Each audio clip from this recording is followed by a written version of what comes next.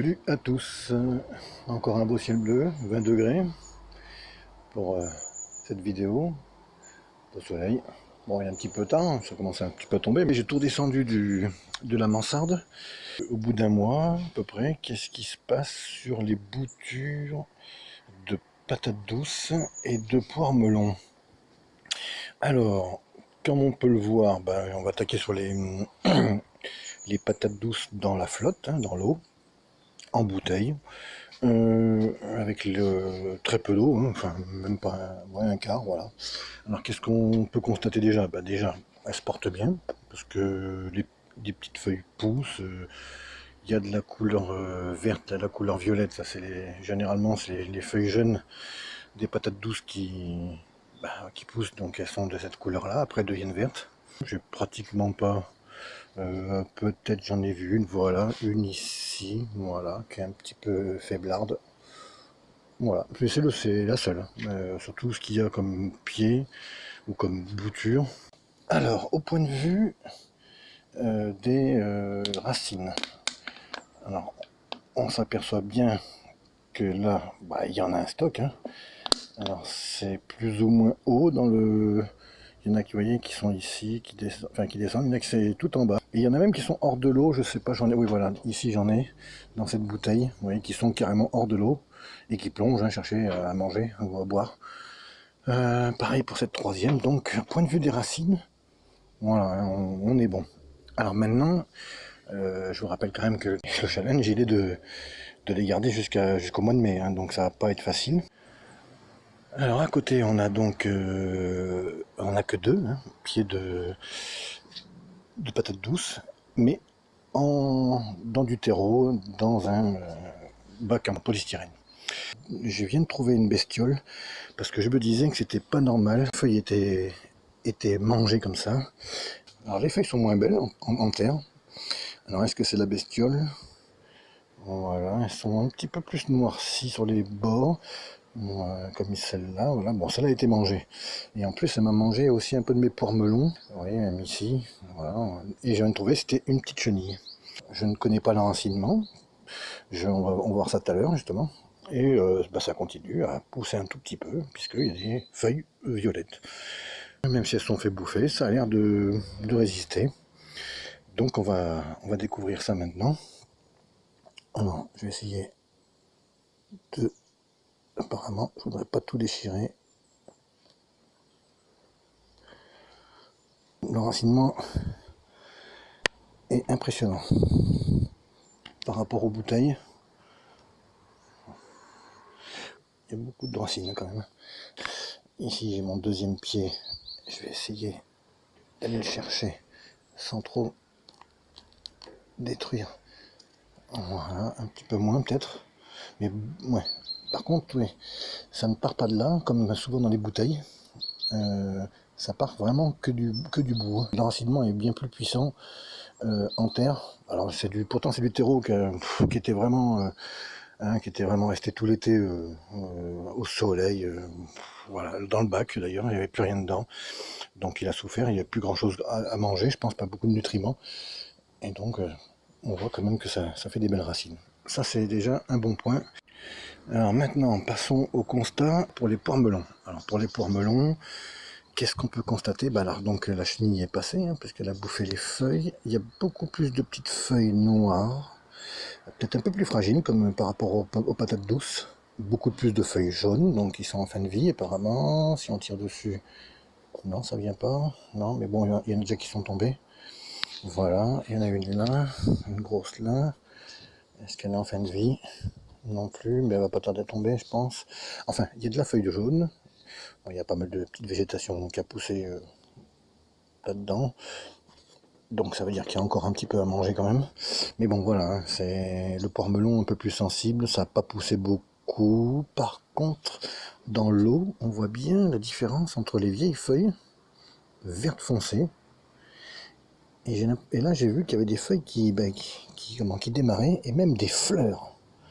Alors, comment ça se passe dans l'eau? L'enracinement, ça vient de partout. Pourtant, il n'y avait que de l'eau au fond, et apparemment, il y avait plus de racines vers le milieu de la tige. Et on a des nouvelles feuilles vertes. Et on a même, je sais pas si on va le voir parce que j'ai pas la macro sur la tablette, mais c'est des petites fleurs. Voilà, incroyable. Je vais déterrer tout ça. Alors là, il y a très peu d'enracinement. Je viens de l'enlever de là, du trou là. Alors là, il y en a beaucoup plus. Ah oui, là, oui.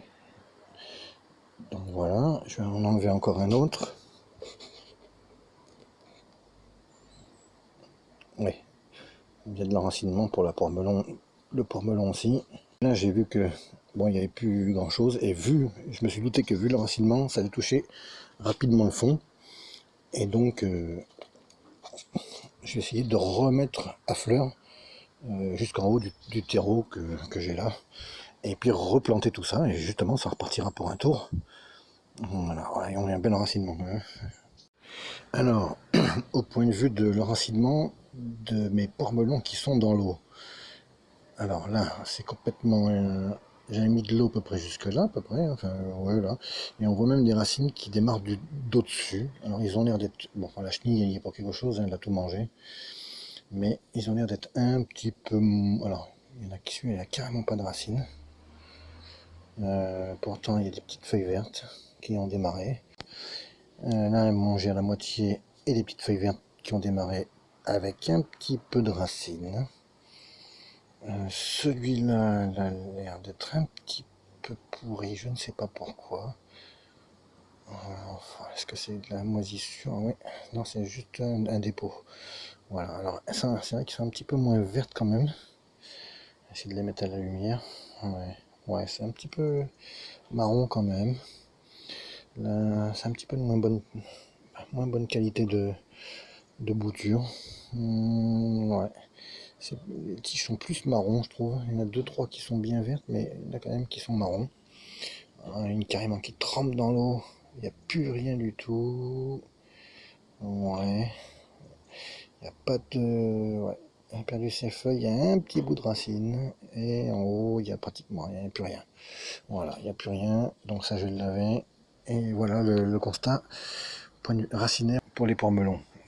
À comparer, je vais les laver, mais les racines qui sont en terre, elles sont quand même plus... on voit tout de suite que ça n'a aucun rapport, à part une. Voilà, sinon ça n'a aucun rapport, il y a beaucoup plus de racines, elles se portent beaucoup mieux. Déjà, c'est un premier constat. Bon, je lave tout ça et je reviens. Alors, voilà, la caisse est prête pour remettre toutes les boutures qui vont en terre.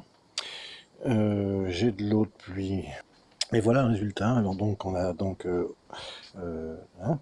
patate douce dans l'eau, patate douce en terre,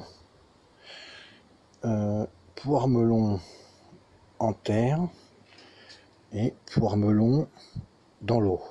Donc là, autant dans la patate douce il n'y a pas trop de différence, autant poire melon on voit bien qu'en terre il se plaise vraiment mieux que simplement dans l'eau. Je vais couper les racines. Alors je vais vous faire voir comment je vais faire. Voilà, par exemple celui-là, on va l'isoler. Voilà, je sais pas si on va le voir. Voilà. Alors là, je vais couper pour les retarder un petit peu, parce que n'oubliez pas hein, que c'est pour remettre au mois de mai. Donc je vais couper comme ça. Voilà, un peu comme quand on fait avec les poireaux, quand on les habille. Voilà. Et je verrai dans un mois ce que ça donne. Alors, ça sera la moitié du paquet. Voilà, alors je vais essayer de pas les compter parce que voilà, mais à peu près voilà, hein, comme ça.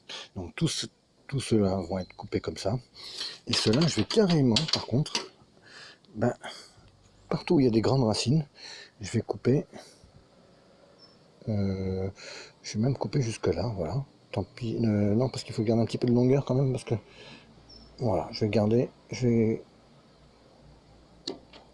ouais, voilà. Ici, je vais repartir. Je vais un petit peu esquinter là. Je vais partir de 0. Voilà. Ici. Voilà. Donc il y a carrément plus 1 gramme de racines ou presque. je repartirai donc vraiment de zéro sur ce groupe de 4 apparemment. Voilà. On va partir, voir si elles vont repartir encore une fois. Et je vais faire pareil pour celle-là. Donc racines coupées un petit peu, racines coupées entièrement, moitié-moitié. Et les remettre là. Et je vais faire la même chose aussi. Je vais en faire la moitié de poire melon recoupé à ras et d'autres recoupés que seulement. Alors voilà l'opération un peu finie et que je referai à peu près tous les mois.